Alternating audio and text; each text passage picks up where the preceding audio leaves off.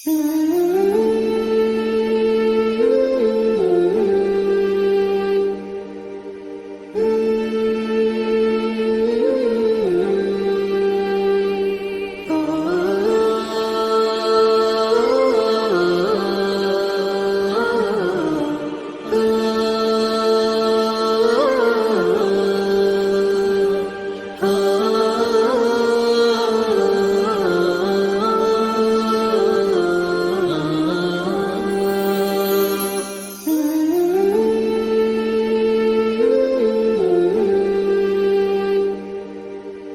സല്ലല്ലാഹു അലൈഹി വസല്ലമ തങ്ങൾ നമ്മുടെ ദർസിൽ അഹ്ലു സുഫ എന്ന ദർസിലേക്ക് വരികയാണെങ്കിൽ നമ്മൾ ആദ്യം ചോദിക്കുന്ന നബി തങ്ങളോട് ചോദിക്കുന്ന ചോദ്യം എന്തായിരിക്കും? ഞാൻ ആദ്യം ചോദിക്കുക, തങ്ങളോടുള്ള ഇഷ്ടം അത് മാക്സിമം എത്രത്തോളം കൂട്ടാൻ പറ്റുമോ അത്രയും കൂട്ടി കിട്ടാൻ വേണ്ടിയിട്ട് ഞാൻ എന്താ ചെയ്യേണ്ടത്?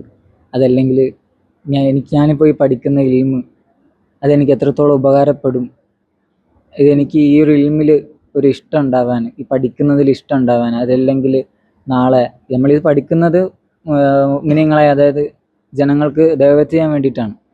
അപ്പോൾ ആ ഒരു ദഅവത്തിന് എത്രത്തോളം ഉപകാരപ്പെടും, അല്ലെങ്കിൽ ഞാൻ ഈ പഠിക്കുന്നത് കൊണ്ട് എനിക്ക് എങ്ങനെയൊക്കെ അവരെ സഹായിക്കാൻ കഴിയും, അതിനെന്തെങ്കിലും തങ്ങളെ കയ്യിൽ നിന്നൊരു വർക്ക്, അതല്ലെങ്കിൽ തങ്ങൾ ഇപ്പം പല ചരിത്രത്തിലും നമ്മളിപ്പോൾ മുആദ് റളിയല്ലാഹു അൻഹുവിനെ, മുആദ് ബിൻ ജബൽ റളിയല്ലാഹു അൻഹുവിനെ ദഅവത്തിന് വേണ്ടി അയക്കുമ്പോൾ റസൂലുള്ളാഹി പോകാൻ വേണ്ടിയിട്ട് അത്രയും സങ്കടം ഉള്ളൊരു സാഹചര്യമാണ്. അപ്പോൾ റസൂലുള്ളാഹി പറഞ്ഞത്, ഞാൻ നിങ്ങളെ വളരെയധികം സ്നേഹിക്കുന്നുണ്ട് മുആദ്.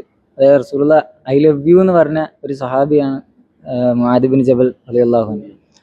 അപ്പോൾ അതുപോലെ തങ്ങളിൽ നിന്ന് നമുക്കൊരു എന്താ പറയുക, ഒരു അനുഗ്രഹം, അല്ലെങ്കിൽ തങ്ങളിൽ നിന്ന് നമ്മൾ ക്ലാസ്സുകൾ കേൾക്കാൻ ആഗ്രഹിക്കും. തങ്ങളിവിടെ നിന്ന് നമുക്ക് ക്ലാസ് എടുത്ത് തരിക.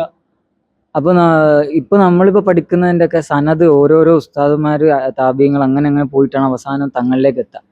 അപ്പോൾ റസൂലുള്ളാഹിന്റെ അടുത്തുനിന്ന് ആദ്യമായിട്ട് ഇപ്പൊ ഒരു സബക്ക് കിട്ടുക, അതേപോലെ തന്നെ ജീവിതകാലത്ത് നേരിട്ട് എത്തിച്ചേരുന്നുണ്ട്. അതേപോലെ തന്നെ ഇപ്പൊ നമ്മളിപ്പോ ഒരു എന്താ ഇങ്ങനെ സാധാരണ പറയുകയാണെങ്കിൽ ശരിയെങ്കിലും എൻ്റെ ഒരു ഉള്ളിലുള്ള കാര്യം ഞാൻ പറയാണ്, റസൂലുള്ളാഹിന്റെ ജീവിതകാലത്ത് മുസ്ലിമായിട്ട് കണ്ടുമുട്ടുകയും കുറച്ച് സാഹസിക്കുകയും ചെയ്തു കഴിഞ്ഞാൽ സ്വഹാബത്ത് പദവി കിട്ടും.